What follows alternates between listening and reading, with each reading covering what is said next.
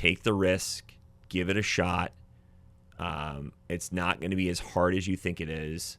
And I would probably say, really, I put a lot of thought into the world and the way the world worked, and not a lot of thought into me and how I worked. And one of the big mistakes I made when I was young that I'm trying to show people through my example is I was a procrastinator because I was a smart kid and I didn't have to do my homework because I could just ace the test without even studying, which is great unless you want to get good grades in school and they grade homework, which they do. So I was kind of a C student throughout, right? And I would say to myself, hey, listen, you know where you want to be in your future. You know what that looks like. So you have to think about what you want to do today to make that happen. And are you making the choices that you want to make for where you want to be in the future? And I'll tell you, that's the secret to motivating anybody on anything, is if your dream is strong enough, if what you want is strong enough, you will run into a burning building to make it happen.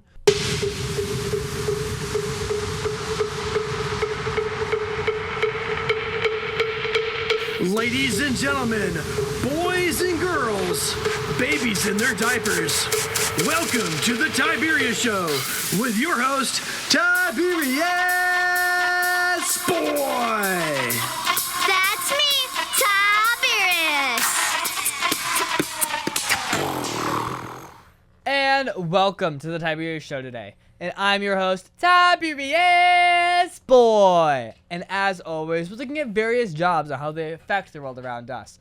Today's guest helps people completely rethink how they live their lives. He teaches a philosophy called the New Art of Living, which focuses on helping people take control of their time, money, habits, and happiness so that they can spend more time doing what really matters.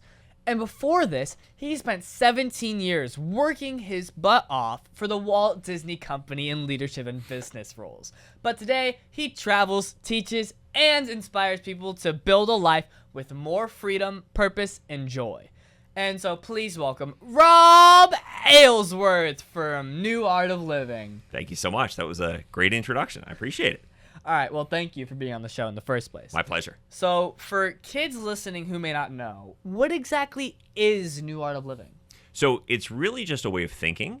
It's a life-changing philosophy, really. So, it gives you the ability to figure out how to have more time, more money, and more happiness all together. So, really, there are only, starting at the beginning, right? You probably know some people that have a lot of money but no time, right? Like they're working like crazy. And then you might know some people that have a lot of time but no money. And then there's the rare person that's figured both of those things out, but they're not necessarily happy. So the person that comes to mind is Elon Musk to me. He seems like he has the world figured out. He's got a lot of good stuff going for him. He kind of seems mad all the time, right? So the secret is, how do you do all of those things all at once? And it really comes down to, there's only two ways to have time and money at the same time. You either build up a savings, right? You save over 10, 20, 30 years, and then eventually you can live off of the interest of that money. And you learn the rules of investing along the way. So we teach people the rules of investing. Or if you're impatient like me, you have to build a system-driven, multi-handed business. Said an easier way, a business that makes money when you're not there. So like a McDonald's, right? You think about a McDonald's, the owner of McDonald's is never at McDonald's, right? They've got other people running the McDonald's. So that's a system-driven business. And then happiness really just comes down to helping other people and growing yourself as a person throughout your life. So that's probably my favorite part of it, is we do these great events every 90 days where we get a bunch of positive people together and talk about not only our business, but we talk about communication, we talk about leadership, we talk about relationships, all the things that you need to win in life. All right. So what first made you interested in this philosophy? So I was searching around for something. So I loved my time at Disney. I wouldn't replace it for anything. It was incredible, but at the end of the day, it was just a job. So I said, and actually, Tiberius, you kind of remind me a lot of me when I was younger. I was into a million things. I had a lot of big hopes and dreams. And then as I grew up, I started seeing, well, I didn't really grow up, but that's a different story. But I started seeing like, okay, can I really do the things I thought I wanted to do? Life is a little bit harder than I expected. I got all these bills I got to pay. Like reality sunk in. So I was loving what I was doing, but I felt trapped at the same time. And I was looking for something more. So I was really kind of casting around. I looked at real estate investing, I was a real estate agent and a mortgage broker and a real estate broker. And I did a bunch of these other things. And none of them really seemed to fit. And then through a chance encounter through somebody on LinkedIn, I started talking about what I was doing with real estate. She started talking about what she was doing with this New Art of Living. We kind of connected over that. And she really taught me, hey, there's a different way to live. And we've been working together ever since. There you go. So why do you think so many adults, feel stressed out all the time? It really is, it's a combination of things, but it goes to one of the core values that we talk about in our business, which is 100% accountability. So you have to realize that, and it's a great lesson for everybody, kids and adults, you have to realize that everything that happens in your life, the majority of it you can't control. Stuff's just going to happen to you, and you can't really do anything about it because most of it wasn't anything to do with you in the first place. So it's not technically your fault, but you have to take accountability for it because the only thing you can control in this life is you. So you have to figure out, okay, this thing is happening. It may be outside of my control, but what can I do about it? What can I respond to it on? And the other giant secret in that is as you're going through that process, and this is something I learned probably over the past 2 years, you have to be wildly positive and optimistic all the time. Like literally all the time. Like I literally, in my day-to-day world, when I think to myself something negative, I stop and I say, okay, that's not who I want to be and that's not who I am. So how do I replace that with a positive thought? How do I make that better? And I mean, like, life and how you feel is a little bit like science too. I'm sure you know about entropy and like everything just, if it's not given energy, it just kind of fades out or goes cold. Like your brain kind of works that same way too. If you're not constantly feeding yourself with positive energy, you're just going to get dragged down by like the stuff that happens. And it's life, it's tough. And probably just to summarize it the best I can to share with you and all your viewers as well too, life is hard. And as soon as you understand and like take that as fact that life is just going to be hard no matter what, it gets a lot easier. There is no easy life. Easy life doesn't happen. No matter what you do, you're going to have problems and stuff to go through. So the faster you can figure out, okay, it's all just going to be tough, but like choose the hard you want to do, the better your life gets. All right. So what are some habits that secretly make people unhappy? Anything that really isn't contributing to your growth or causing you to avoid things. So like scrolling Facebook is a big one. Watching television is a big one. And I don't mean to stress out all of you awesome teenagers because you're all very awesome, but like, well, I mean, you're a pretty technical guy and you guys will get this too, right? Anything that's provided to you for free, you are the product of that thing. So the purpose of Facebook is to get you to stay on Facebook as long as possible so that they can sell you advertising. And there's nothing necessarily wrong with that, but what they've discovered with Facebook and YouTube and all of these things is they're feeding your dopamine system and they're making it as, it's kind of like the news too. They're making it as shocking and as painful as possible because that's what sells. It's what gets you stuck in. It's what gets you like, every time you get a little bit of shock or a little bit of like, I'm comparing myself to this person, all of that, all of those little pieces of negative erode your positive on a daily basis. And because of that, you have to go out of your way to refill your positive, not even daily, but almost hour by hour. Like I noticed with myself, and this was a habit that I changed, or once I discovered it. So paying attention to what you do really helps. But once I discovered, like, I got super bummed out about like 3 o'clock every day. So I actually went to the internet and I went to AI and I asked Gemini, I'm like, okay, so I've noticed this thing where like I start my day and I'm like, I can conquer the world. And then about 3 o'clock after lunchtime, I go, I hate everything and everybody and I want to give up and I want to quit everything. What's going on with that? And it's like, oh, that's totally normal. That's how the human body works. You're having a little bit of like, middle day, like, I don't know, circadian rhythm or whatever they call it, right?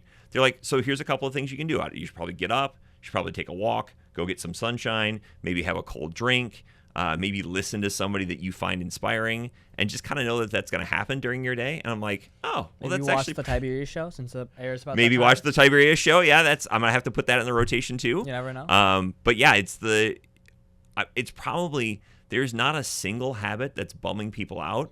I think it's not being aware of the little things that chip away at you on a daily basis, and what you can do about it. So how important is a morning routine? I probably have a various feeling on this. If my coaches and mentors were telling me, they'd tell you it's wildly important. Do I stick to that religiously? No. But I've also kind of found the stuff that works for me. I've discovered for me, I'm very productive first thing in the morning. And like I said, very optimistic. I have a couple of disciplines that I've layered in. I'm really funny and I'm trying to change my brain, but like the more you tell me you have to do it this way, the more I'm like, yeah, I don't want to do that. Like, no. Like, what do you mean I got to go to the gym at 5 a.m? That sounds terrible. I don't want to do that. So I'm not great with the gym, but I have found that for me, my faith really builds me up.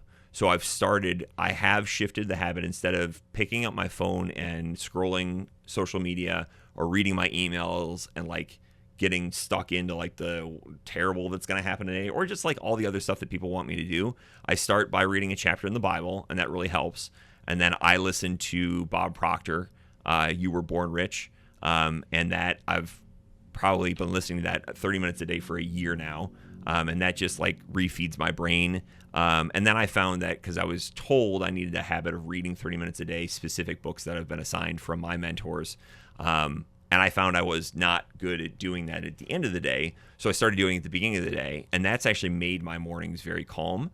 I get up early and have a cup of coffee with my wife, and that's a good time we have together there. So I think for me at least, I don't think it's the specific habitual routines.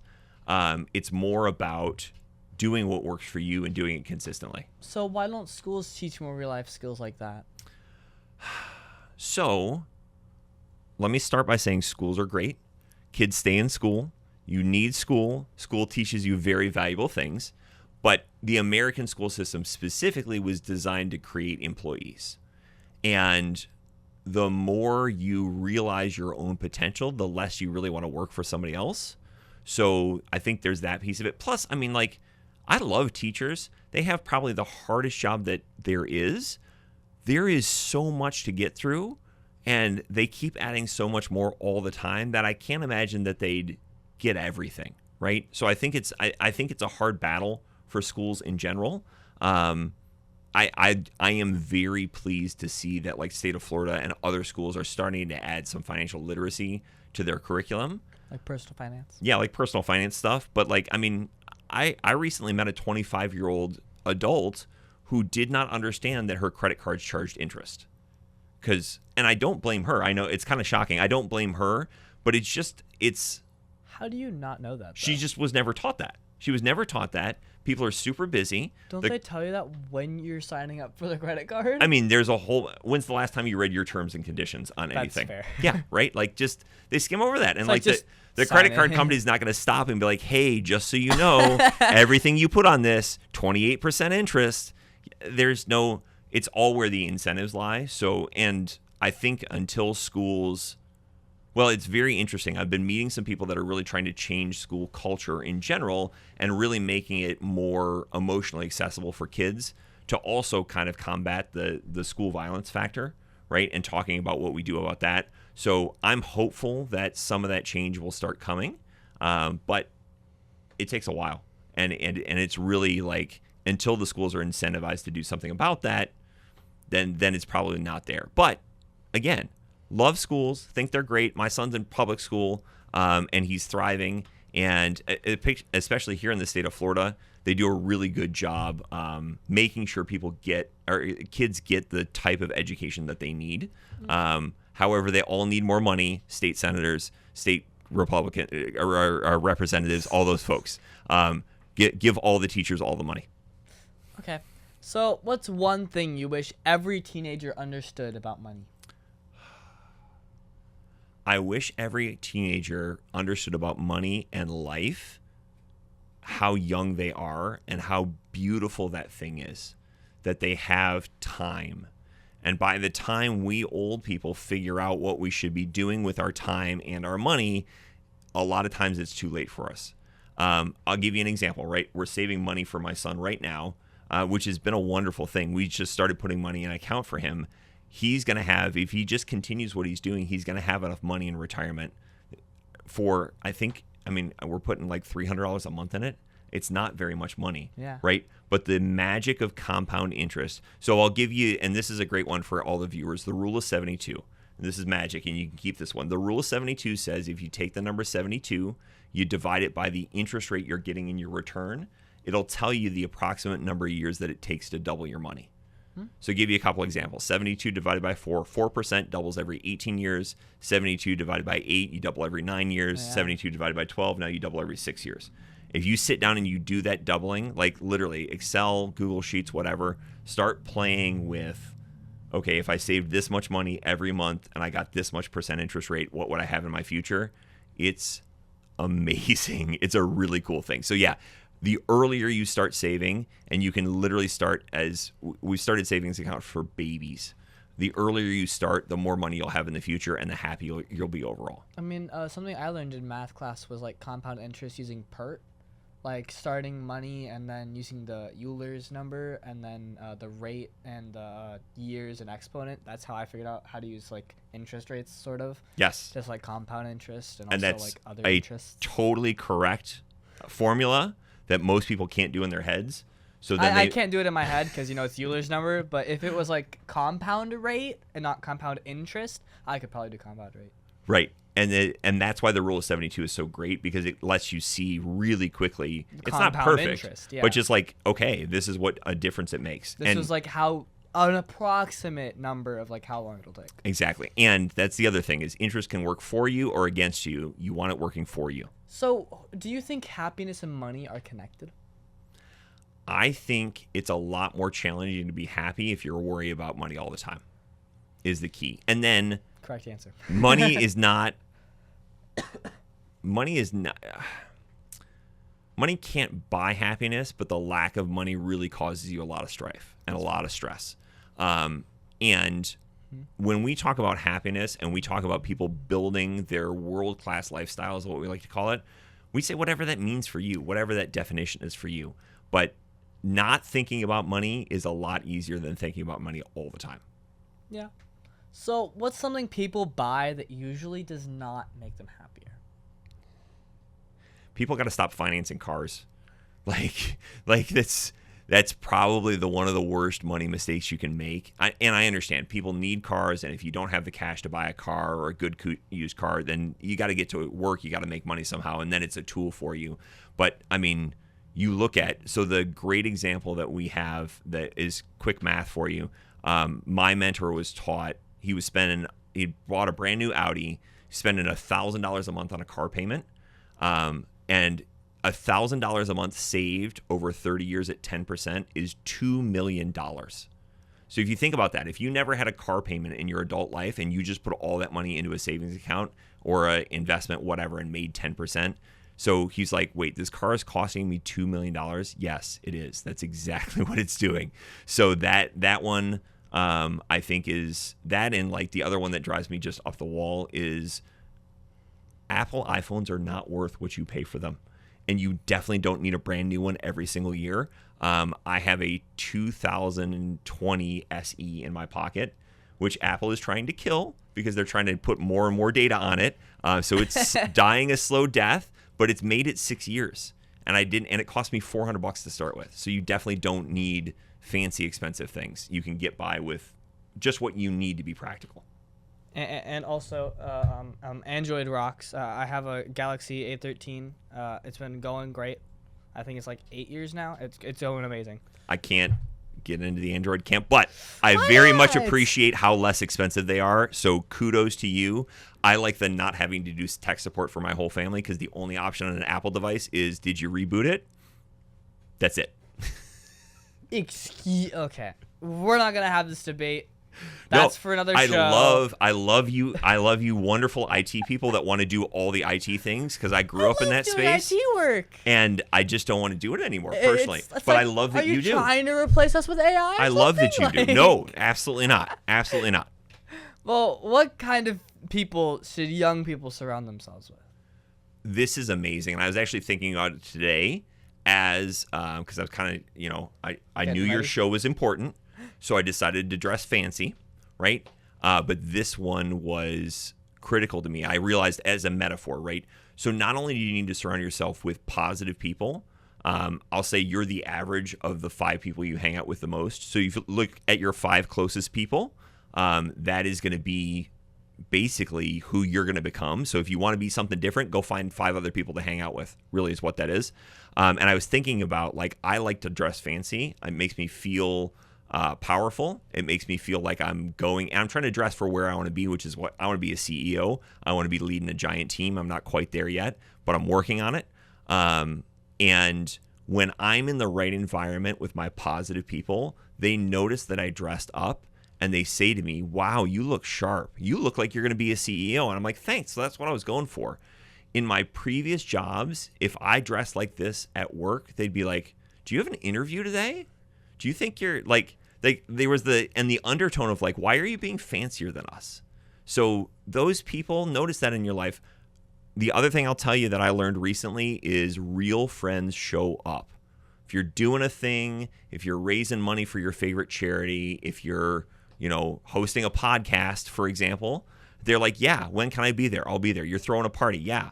You don't have to pull teeth to hang out with the people that really care about you. So don't worry about the people that don't. If they're not showing up or they're ghosting you on your texts, then they're probably not that close of a friend anyway. Well, here seems like a great time to quit commercial break. Let's hear a word from our sponsors. So you want to make an ad for your company, right? Yeah, Tiberius, you want to help me? Okay, so what's the name of the company? PPWND. PP what? Professional Pressure Washing and Detailing. So you like clean driveways? Yeah, like that. We pressure wash commercial buildings and semi-truck and trailers. So how would someone get a hold of you? They can visit my site at ppwnd.com or call me at 407-900-7793. So I just tell them to call you at 407-900-7793 or visit ppwnd.com? Yeah, Tiberius, you got it. Cut, that's a wrap. Just use that. Oak Ridge Gun Range is a family-oriented shooting range that has been in business for over 30 years. They specialize in basic firearm training and offer numerous services such as consignments, gun trades, gunsmithing, and concealed weapon classes. I even got my training for gun safety at Oak Ridge Gun Range. Great customer service, and firearm safety is what they do best. So find out more at oakridgegunrange.com. And we are back here with Rob Aylesworth from New Art of Living. So, you spent 17 years working for Disney. What lessons from Disney are still with you today? A ton of lessons, some really great stuff. So customer service, guest service, making a first impression, leading with integrity, having a mission, there was something about working for Disney that everywhere else I worked, when they tried to emulate it, couldn't do that. And it's funny, we were talking about Apple, and I think what I found out for me is it's having that one singular visionary that everyone could point at and say, that's how we need to do things. It's Walt Disney, obviously, Steve Jobs for Apple, right? That ethos of this is how it needs to be done, and this is the right way to do things. There's a lot of ways to do things, but this is the right way to do things. I'm very surprised to see, I go to some places that are very customer service focused, very fancy, very high end, and they don't get even like the simple things right. I was, at a golf course recently, and they were letting people stand at the bag drop and wait for their bags to be moved, and then expecting to get gratuities and tips off of that. And I'm like, well, if you're making the people wait, you're not going to make money. So you would think that like those incentives would go together, but not always, right? So there is something special about those special companies that have a visionary founder and have a clear mission, right? Disney's philosophy was magic. Apple's philosophy is the think different, right? Be the cutting edge technology that people don't even know they want that. With the new art of living, we have that idea of we're helping through our philosophies, through the way that we think about how to spend your time, create more money, and create more happiness in a very different way. So that philosophy, Amazon's another great one. They sell things, but their philosophy is convenience, right? And they didn't bankrupt the company, but they spent billions and billions and billions of dollars to build an infrastructure that got you whatever you wanted on your door in 2 days, right? And because of that, they've changed the world. So at what point did you realize helping people directly was your true passion? It's really nothing that I can't stop myself from doing it. It's like, and actually one of the skills I'm trying to learn to improve myself is when do people not actually want my help, or when would my help not be helpful to them? I was kind of mentioning before we got on air here, right? There are times with my team or other people that I meet where I could do something for them, but they're not going to learn from me doing it for them. My son, right? There's a lot of things I'm capable of doing that my son is not good at yet. But if I just do it for him until he grows up, then he doesn't know how to do it. So it's one of those things where I don't know that I've ever not helped people, probably to a fault. And this is the first time I've really been able to channel that into something very specific and useful that the people want, and not just Rob feels like I got to help you. So was it scary, like leaving a long Disney career to follow a completely different path? Not on day one, but when you do something new, obviously you're very excited at first, and then a couple of months in, there was a giant, oh wow, we really got to make this work. And then it got a little bit better, and then it got a little bit worse, and I discovered, what we did was I actually saved up the money to be able to make that transition and made sure I had a year's salary in savings, so I had some time to figure out how to get the business off the ground, thinking that's plenty of time and I'll be great. And then I learned my personal terror level was about 30% of my savings being spent and not 100%. So I'm like, well, that's new. So there's a lot of up and downs and highs and lows, and especially when you're trying to do something big, if you can't figure out how to regulate that emotion, it's going to make you worse at what you're trying to do. So I wasn't great at it at first, but yeah, I was elated at first and then terrified, and then, oh, this is getting better, and then terrified. It's definitely a lot of up and down, and I've only recently figured out how to smooth out that roller coaster to be like nothing too exciting, nothing too depressing, where you're just kind of coasting in the middle and in the good way emotionally. So can someone be successful but still unhappy? Oh, I think absolutely. I think you see that all the time, right? There's a quote from the Bible that I'm probably not going to get right, but basically this is something I keep in my mind all the time, which is, what good is it for a man to gain the entire world and lose his soul? I have absolute non-negotiables, right? I'm not going to do anything unethical. I'm not going to do anything business-wise that's going to make it where I can't sleep at night, and I'm not going to do anything that harms my relationship with my family. And that's it's a give and take. It's a manage. Sometimes I have to work more than I like. Sometimes I'm more free than I expected. I can spend more time with the family. But I need to make sure that I'm checking in with them. And actually, again, if you haven't tried it yet, kids, AI as a therapist is actually pretty good. Not like real therapy. Like if you have actual issues, I don't have any. Well, I have my own issues, but none that require paying someone to take care of. But like if you just need to talk something out with somebody and you don't know who to talk to, I took this to Gemini recently, and I'm like, where is it that I need to be? How do I balance this all out? What do I need to feel like? It's been very getting that dialogue and that feedback of like, okay, here's an area where I'm struggling. How can I make this better? Really, really useful. So how important is gratitude in everyday life? It's massive. Because when you're, and actually you just talked about the fear factor and the stress. There's something psychological about humans. You can't be grateful and stressed at the same time. just like period. So like if I'm having a real bad day, then I'll sit for a minute and go, you know what? I'm pretty happy I can breathe right now. So I should probably be grateful for that. I'm pretty happy I exist on this earth. The sun came up today. That was awesome. God's definitely blessing me in my life. You know, I get another day to make another something out of what I have, even the really simple stuff. And then you can extend that to like when you're having negative thoughts, replacing those with positive thoughts too about things that you're thankful for. So it's massive. Gratitude is a massive brain hack almost, if you will, but it's also good for you too, and you should be doing it anyway. So yeah, all the things, very important. If you could teach one life lesson to every teenager listening right now, what would it be? Oh man. Only one? Okay, sure. Yeah. They give us this exercise too, and I haven't done it successfully, where you're like, okay, you got 30 seconds to live. You got to write down what you want to tell your kid before you're gone. You can do it. I mean, literally, you can do it. Whatever that crazy thing is, and I almost wanted to ask you, maybe we can come back to this, Tiberius, like, what's your insane dream that you're like, I don't even want to tell anybody about it? Nothing is impossible. Everything can be done. And if you continue, the secret to getting through that is to believe that you can do it. Because if you believe you can do it, you'll just start taking steps towards it.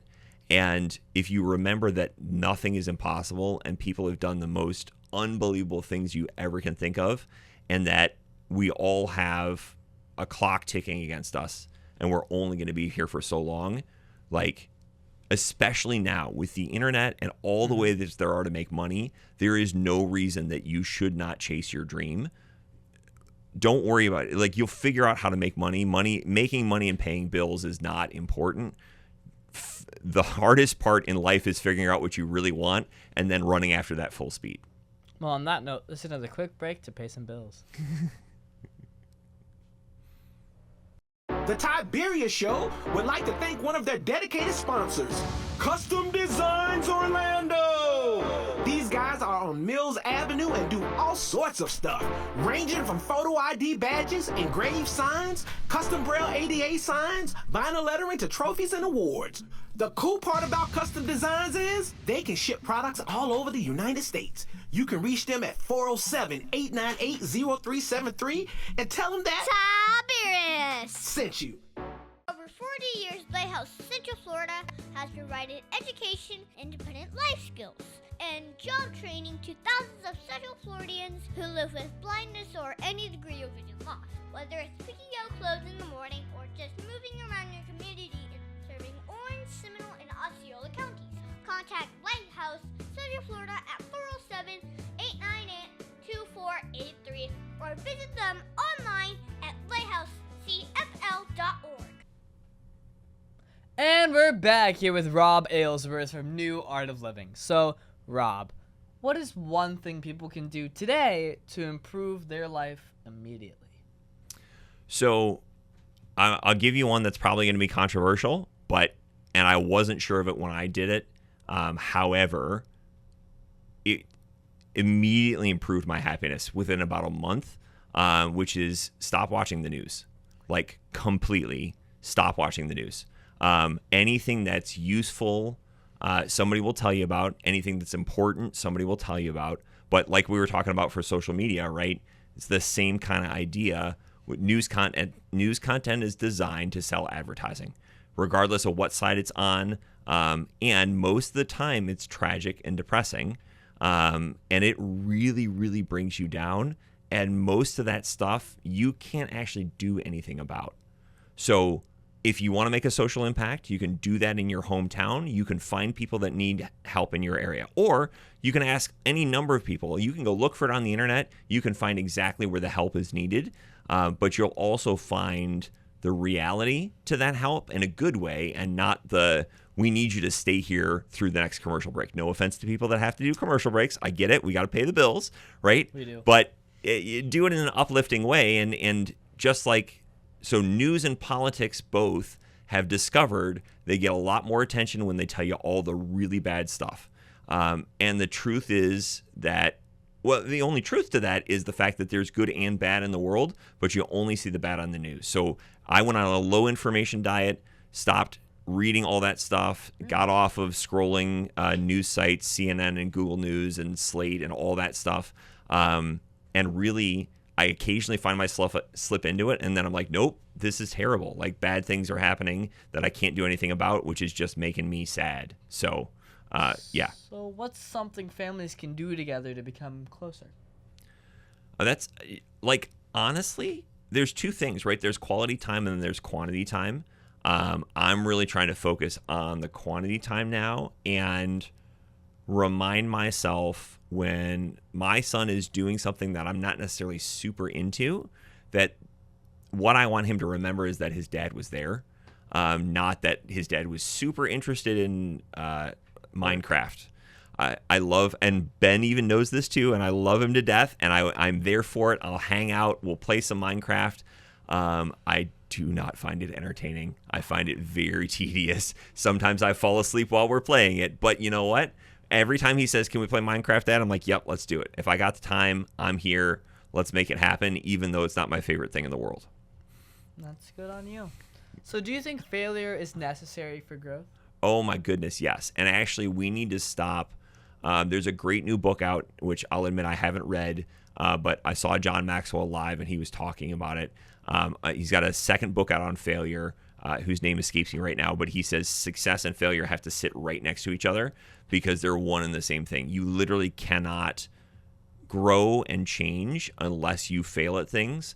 And I think, unfortunately, and again, I understand it's necessary, and schools are doing a better job with it, but one of the things, unfortunately, that schools teach, but they don't mean to teach, is that it's bad to fail.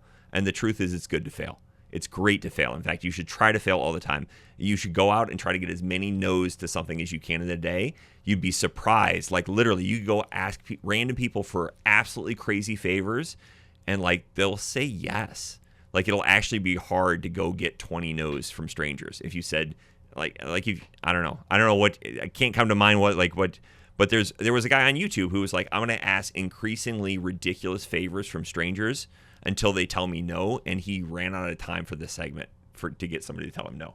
So, well, if you could go back and give your 15-year-old self advice, what would you say? Oh man, I would probably say take the risk, give it a shot.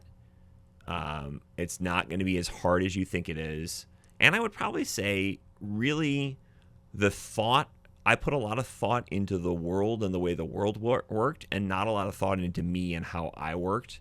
And one of the big mistakes I made when I was young that I'm trying to show people through my example is I was a procrastinator because I was a smart kid, and I didn't have to do my homework because I could just ace the test without even studying, which is great unless you want to get good grades in school and they grade homework, which they do.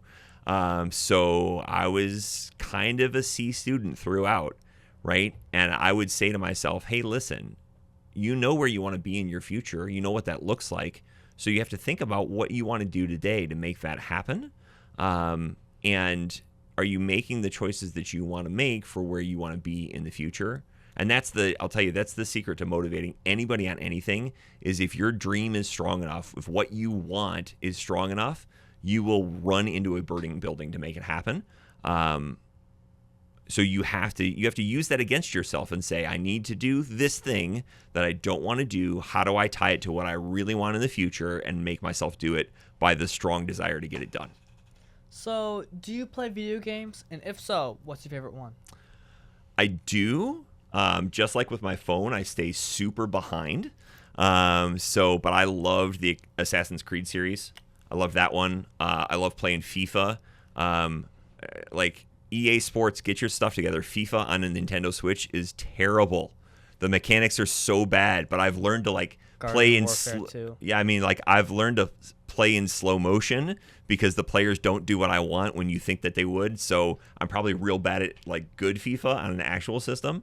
Ben and I just recently beat Portal 2 in co-op mode together, and that was a fun father-son bonding moment that's why I spend so much time with him. Something my dad wouldn't do. Right? You should do He that. has the game, and he won't play it with me.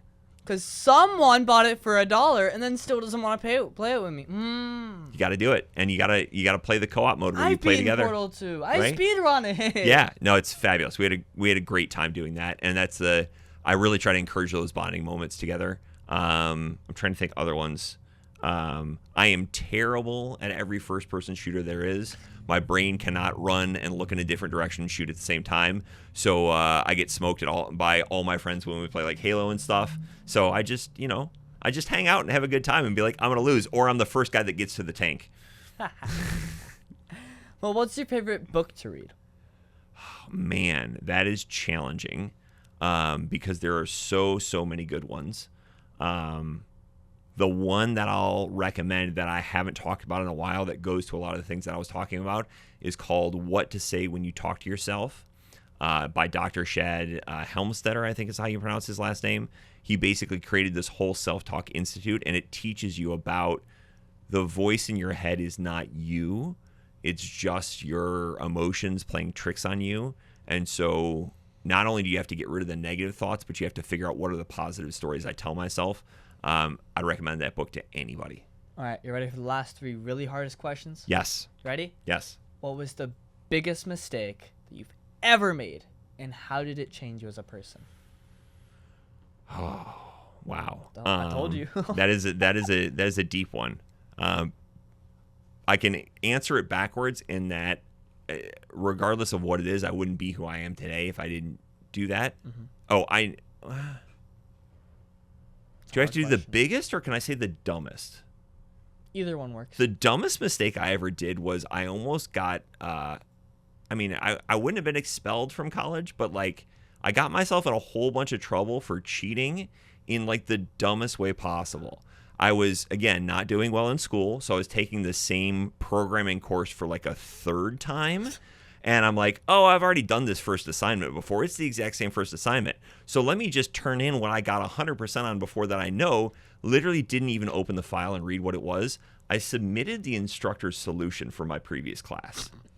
And the only reason I didn't get in more trouble is the professor called me in and, of course, read me the riot act. And he's like, I'm only not recommending you get serious punishment because you didn't even take the comments off the top that said it was the instructor's solution. And I'm like, okay, well, maybe me just being like dumb and lazy saved me here. I ended up getting an official reprimand from a dean, but they said, listen, if you are good throughout school, you don't get into any more trouble, we won't even save this in your file, but you're on notice that that's ridiculous and you shouldn't do that.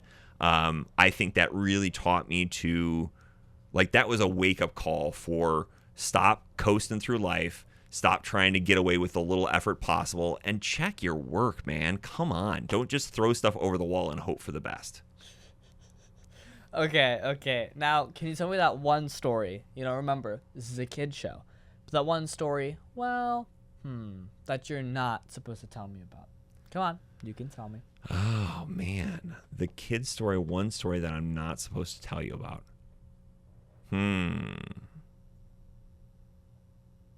Okay, nope, can't tell you that one.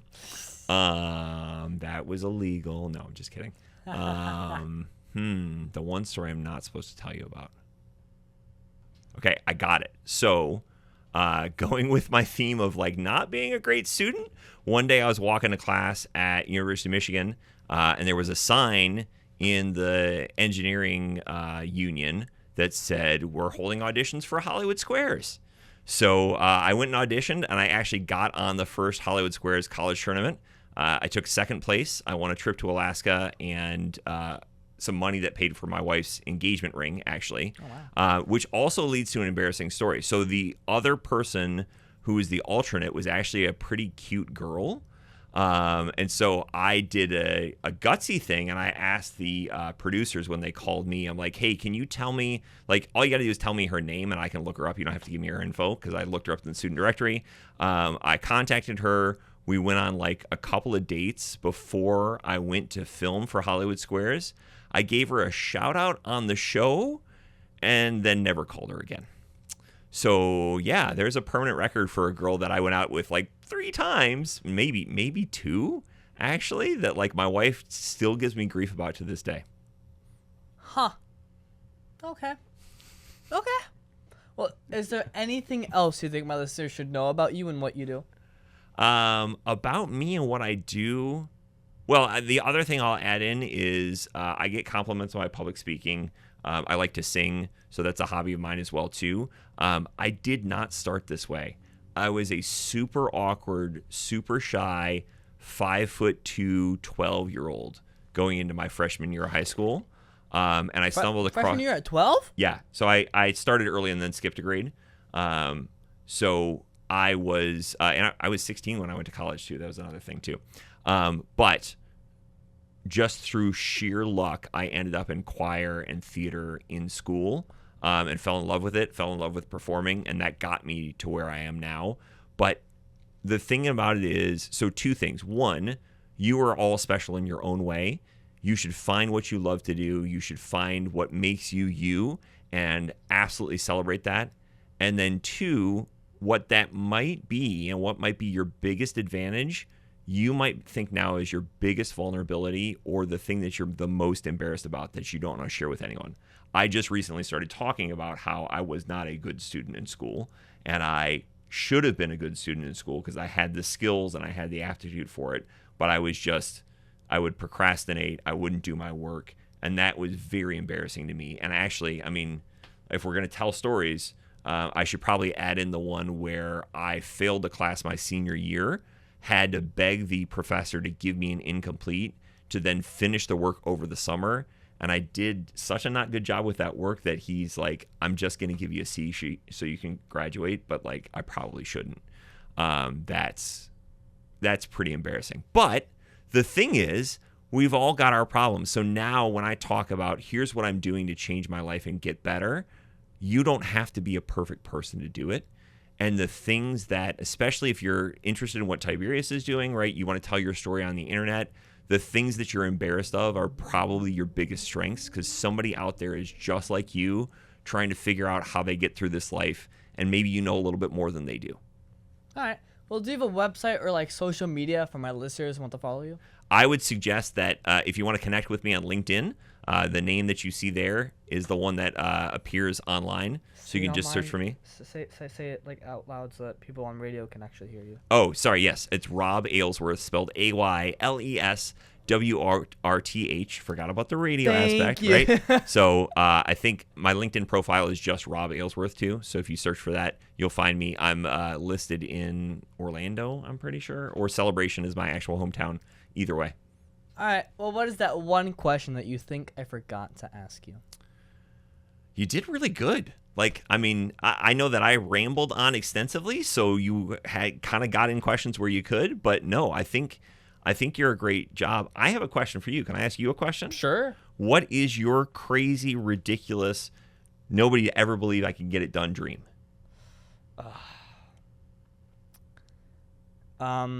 Actually not worrying about money. At all. What is it that makes you worry about money? Just because, me being me, I spend a lot of money when I have it. And especially because there's opportunities for me to spend money, like buying video games, playing those video games, and then not having other opportunities to make the money back. Because I used to make money when my dad had random computers that I would set up for him. But now we've kind of not been selling a lot of computers because the clients are happy with their computers, which isn't a bad thing. Right. But I'm not earning any more money. So I'm sort of struggling since, I used to always have like a set spending limit with, other things that I always spent money on because, I was addicted to energy drinks for a while. I've sort of slowed down a little bit. I still drink a few from time to time, but that's something that I wish I really didn't have to worry about. Yeah. Well, and there you go. What you have to do is you have to find yourself the motivation to say, what are the simple things I can do to make that better? And what's the future version of me look like? And how would that person act now? But that's awesome. I like that dream. That's a good dream. Well, thank you for being my special guest. Can you stick around for Math Corners? Yeah, absolutely. Aw, Dad, my computer's slow again and I can't play my games. Call Your Computer Solutions today, and we will scan for viruses and clean that computer up remotely and make it fast again. Our phone number is 407-826-0810. Thanks, Dad, my computer's fast again. Now I can do my homework. Thanks for calling your Computer Solutions at 407-826-0810.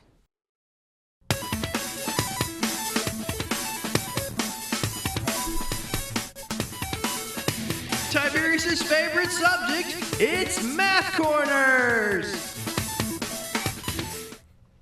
And now it's time for Math Corners. So you know what? Thank you, Rob, for having me with Math Corners today. My pleasure. And this week, we're talking about saving money and, how small amounts can grow big over time, So since you teach, the new art of living and all that stuff, helping people build a future, I thought we could figure out how much money someone could save, with a 4% savings account. Okay. All right, so a teenager starts with $1,000 in a savings account that earns 4% interest every year. At the end of every year, the bank adds 4% of the money into the account. If the teen leaves the money in the account for 12 years without spending any of it, how much money will be in the account after 12 years? Well, just in my head quickly, because we talked about the rule of 72, I know it's less than double because 4% doubles every 18 years. Mm-hmm. How much less than double? I would need a calculator for. All right, so I'll just do it for you. So, well, first, this is a world math problem because saving money early is, one of the smartest habits people can build. So the awesome thing about interest is that your money starts earning more money every single year. So let's start with year number 1. So the teen begins with $1,000, our account earns 4% interest. To find that, we multiply 1,000 by 0.04, which equals $40. So after the first year, the account grows to 1,040. So that's where it gets cool.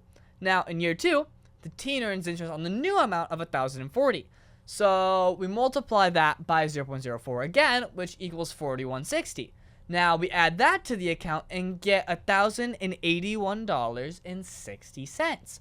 Now, if we keep on repeating this process year after year after year for all 12 years, the money keeps growing bigger and bigger because of the interest. It keeps stacking on top of itself. It's called compound interest, and it's one of the most powerful ways to grow savings. After 12 years, the account would grow to about $1,601.03. Nice. Albert Einstein called compound interest the 8th wonder of the world. Yeah, my friends called my dad the 8th wonder of the world. Nice. It must be fun. Well, that means the teen earned over $600 just by leaving the money alone in the savings account, but it kind of took away his childhood. Well, that's pretty amazing because the bank is basically paying you for being patient. And I wish my video game coins worked like that. Really wish they did, but they don't. So, Rob, do you think most people realize how powerful compound interest can really be over time? I don't think that they do, because they think that it seems like so small in the beginning, and the biggest mistake that everybody makes too is waiting to get started, because those last couple of years, you wait 2, 3, 4 years, you're losing huge amounts of money at the end. It's very small in the beginning, but it gets very large in the end, and it's one of the most powerful things. Now, people know about compound interest for credit cards. They don't realize how hard it's working against them and how they could get it working hard for them instead. All right. Well, my teacher said that I would use math every day. How do you use math in your work? Tons of stuff. So we're calculating what things are going to be in the future. We're even looking at the business side of things. As you're running the business, you're multiplying your team, you're multiplying your efforts, you're figuring out who's coming where and what's being moved around. You're looking at places on flights. Our next event is actually in Canada, so we had to to make it feel better to people. We're like, by the way, the event tickets are in Canadian dollars, so it's actually only 72% of what the price says. So isn't that nice? It's not a $250 ticket. It's only like $180. So tons of math in what we do. All right. Well, thank you so much, Rob, for your help with Math Corners.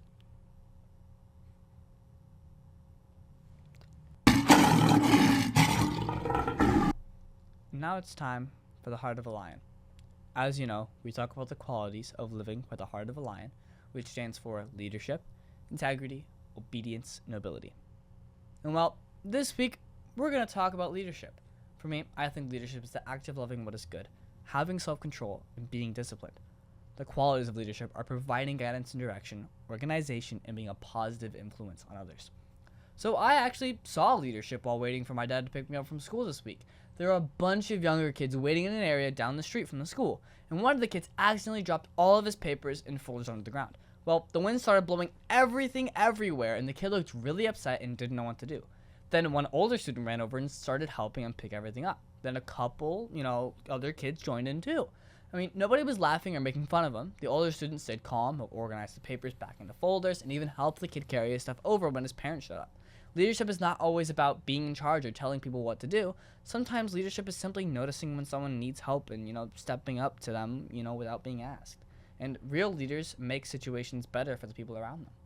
So, Rob, do you have an example of leadership that you saw this week? An example that I saw this week. I think, some of the best examples that I've seen is, we talked about accountability before, right?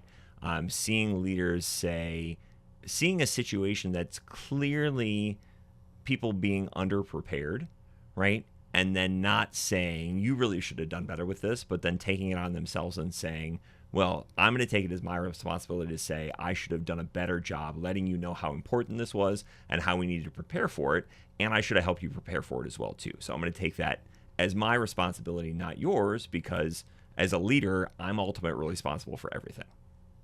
Well, we should always try to be lion strong in everything we do, shouldn't we? Absolutely.